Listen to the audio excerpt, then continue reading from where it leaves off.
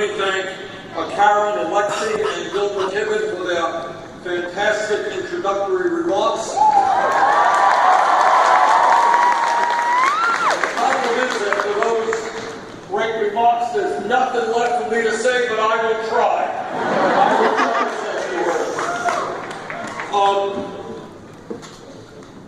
As Bill indicated, this campaign is doing just a little bit better than some of the establishment pundits thought that we would.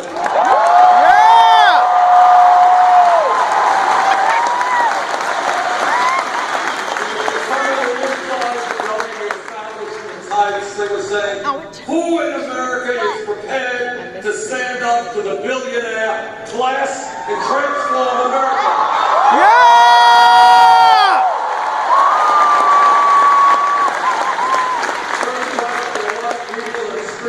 Massachusetts and across this country who are prepared to do exactly that.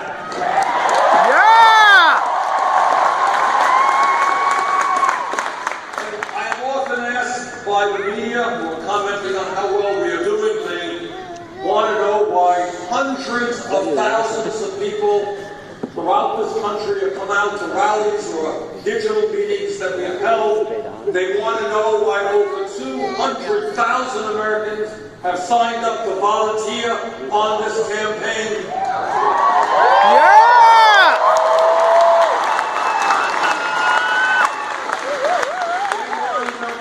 How does it happen that 650,000 Americans have made well over 1 million individual contributions in this campaign?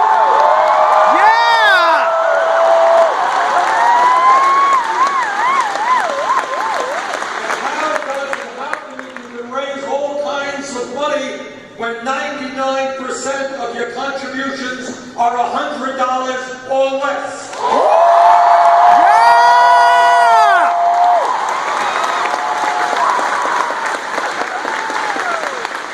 I'm proud to tell you that our campaign is a different type of campaign.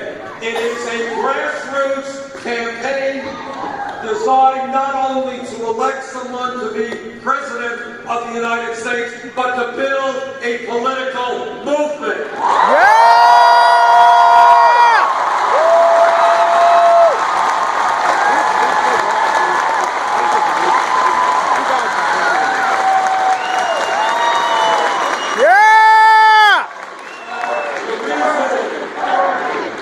The reason that we don't have a super PAC is pretty simple.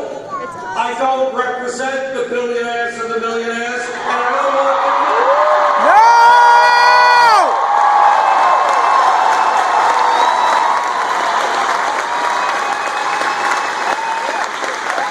Let me tell you something else that no other candidate for president would tell you. It's a simple truth, it's a painful truth.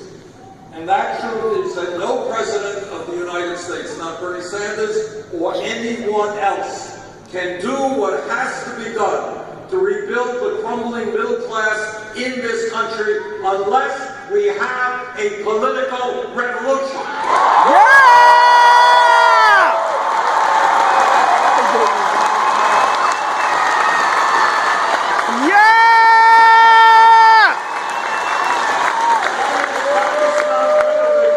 That is reality. The reality is that in our country today, sadly and tragically, corporate America, the corporate media, Wall Street, the big money interests have so much power that no president can do what has to be done unless millions of Americans come together and say loudly and clearly, enough is enough!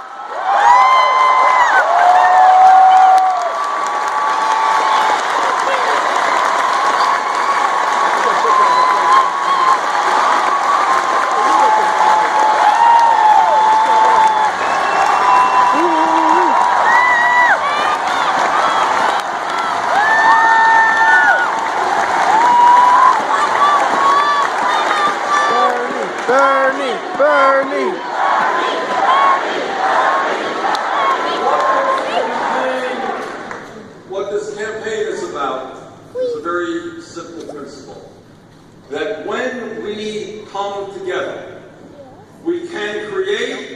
government which represents all of the people and not just a handful of very wealthy campaign contributors. Yeah!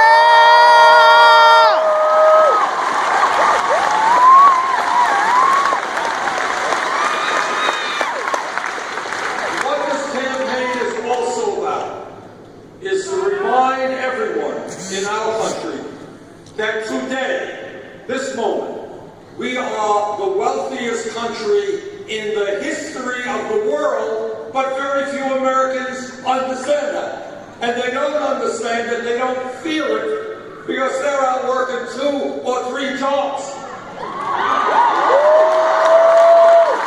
They're out making $8-10 an hour.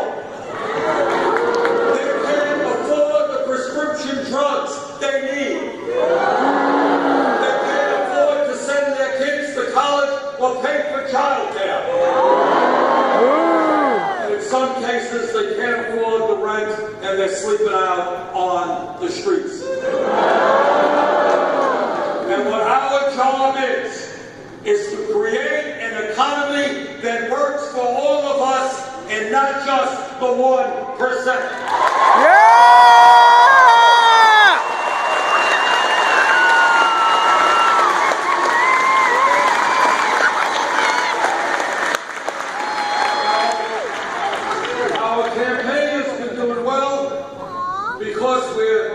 Speaking straight to the American people, not a lot of obfuscation, just some straight, plain talk about the reality of what is going on in our country and how together we have got to change it. And that's what I want to do this afternoon. And let me start off with one issue, an issue I have been talking about for many years, and I'm glad to see more people now talking about it, and that is the grotesque level of income and wealth inequality in America.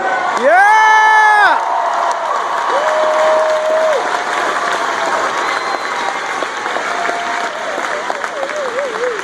Today in our country, we have more income and wealth inequality than any other major country on earth, and it is worse today than at any time since 1928. Wow. Today in America, and I want you to hear this, the top 1/10 of 1%, not 1%, 1/10 of 1% owns almost as much wealth as the bottom 90%. Today in America, at a time when many of you are not working 40 hours a week, but you're working 50 hours a week, 60 hours a week. We have people working 7 days a week, trying to cobble together enough income and health care to support their families. Despite all of that, 58% of all new income made today goes to the top 1%. Today in America, you've got one family, the Walton family, that owns more wealth than the bottom 40% of the American people. But the American middle class continues to shrink. In the last 2 years, 14 of the wealthiest people in this country saw their wealth increase by $156 billion. That is more wealth than is owned by the bottom 130 million Americans. In other words, brothers and sisters, we are living in a rigged economy. Heads they win, tails you lose. That has got to change.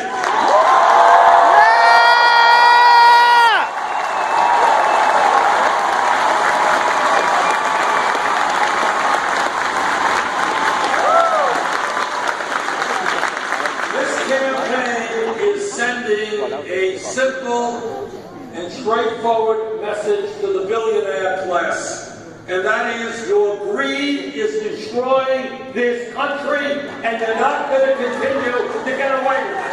No! No way!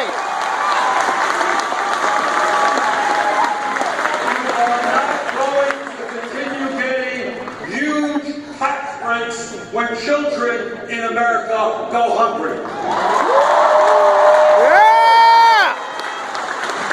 We are not going to continue sending millions of jobs to China and other low-wage countries when people here desperately need decent-paid jobs. Yeah! We are not going to continue providing huge compensation packages to the CEOs of large corporations and then cutting back on the wages and the health care and the pensions of American workers. Yeah!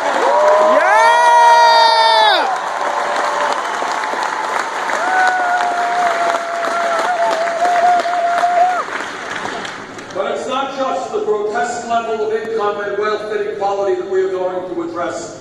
It is the fact that while we are better off today than we were 7 years ago when Bush left office, no doubt about that.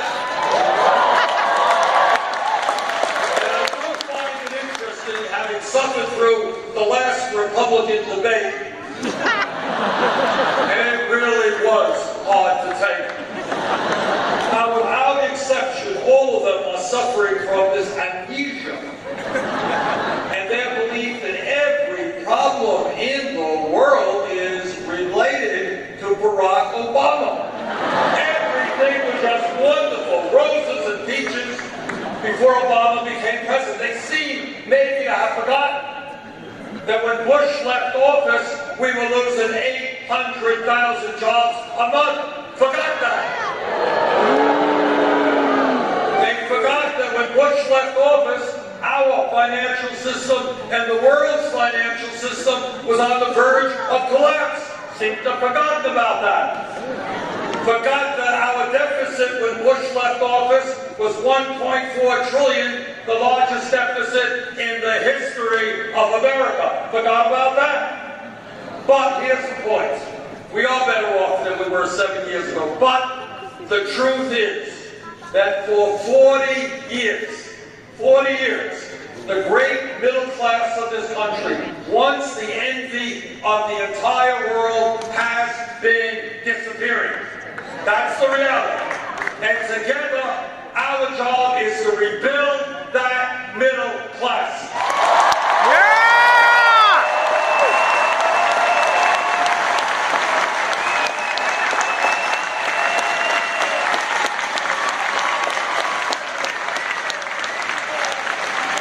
I will tell you why so many people in this country are angry and why they are frustrated.